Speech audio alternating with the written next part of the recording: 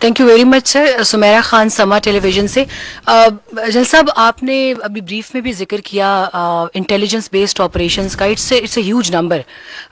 کم و بیش 170 intelligence based operation I B Os یومیہ کیے جا رہے ہیں مختلف فورسز کی جانب سے, اور یہ ایک بہت بڑی ایفرٹ ہے, کیونکہ انٹیلیجنس بیسڈ آپریشن کا نام سمپل ہوتا ہے مگر اس کے پیچھے ایک آپریشن کے لیے بھی بہت زیادہ ایفرٹ درکار ہوتی ہے, جتنا میں اگر جان سکتی ہوں.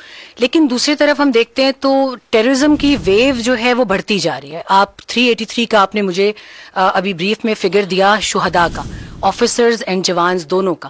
It's a huge number. تو کیا ہم یہ سمجھیں کہ یہ آئی بی اوز بے اثر ہیں, یا ہم جو ایفرٹس کر رہے ہیں ان کا کوئی فائدہ نہیں ہے؟ ابھی ہم نے افغانستان میں بھی ایک اسٹرائک کے حوالے سے دیکھا, we have been targeting T T P hideouts, جو خوارجیوں کو اکراس دا بارڈر بھی ہمیں اگر ٹارگیٹ کرنا پڑ رہا ہے تو ہم کر رہے ہیں. لیکن اس سارے مومنٹم کا اگر میں رزلٹ آپ سے پوچھنا چاہوں تو ٹیررزم کی ویو پاکستان میں آن دا رائز ہے. How you would go about this?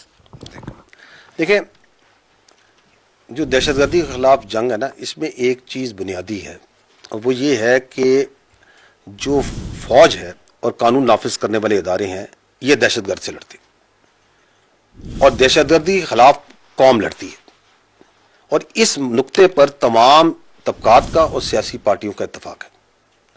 اگر آپ یہ 3 ڈاکومنٹس جو ہیں, نیشنل ایکشن پلان 2014 کا, ریوائز نیشنل ایکشن پلان 2021 کا, اور اب جو عزم استحکام ہے, اگر آپ تینوں کو دیکھیں تو اس میں اس بات کا تعین کیا جا چکا ہے کہ دہشت گردی کا جو ناسور ہے اس کے خلاف پوری قوم نے تمام اداروں کے ساتھ مل کر لڑنا ہے.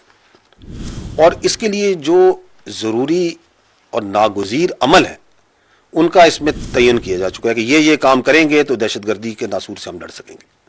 ان میں سے جو کائنیٹک ایکشنز ہیں وہ کام ہے فوج کا, انٹیلیجنس ایجنسیز کا, قانون نافذ کرنے والے اداروں کا. اس میں نہ تو ہم نے کبھی کوئی شک چھوڑا ہے اور نہ ہی آئندہ کبھی چھوڑیں گے انشاءاللہ.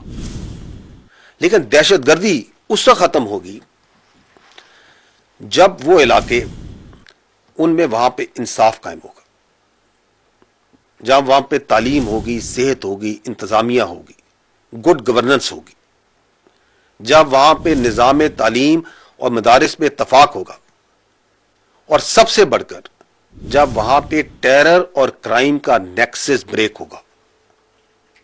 یہ ہے وہ تلخ حقیقت جس سے ہم مزید چہرہ نہیں چھپا سکتے کہ جب تک یہ کام نہیں ہوں گے دہشت گردی جاری رہے گی.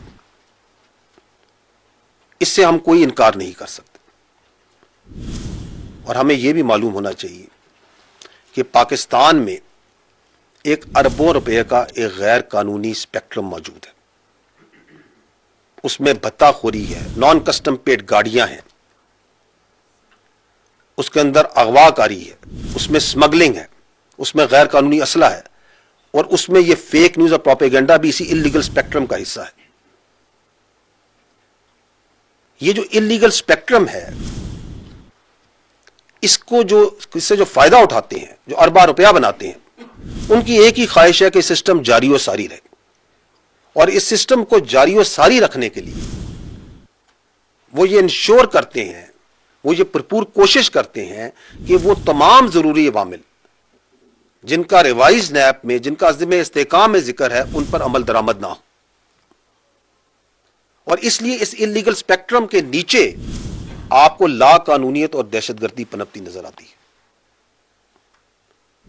اور بدقسمتی کی بات یہ ہے کہ جب آپ اس انلیگل اسپیکٹرم کا بغور جائزہ لیں تو آپ یہ دیکھیں گے کہ اس کے پیچھے جگہ جگہ پر آپ کو سیاسی پشت بنائی بھی نظر آئے گی, جو اپنے تنگ نظری, سیاسی اور مالی فائدے کے لیے وہ تمام ضروری اقدامات جن کی وجہ سے ہم نے ریوائز نیب, عزم استحکام اور ان عوامل کو جس نے اس انلیگل اسپیکٹرم کو توڑنا ہے وہ کرنے ہیں, ان کی راہ میں روڑے اٹکاتی ہے.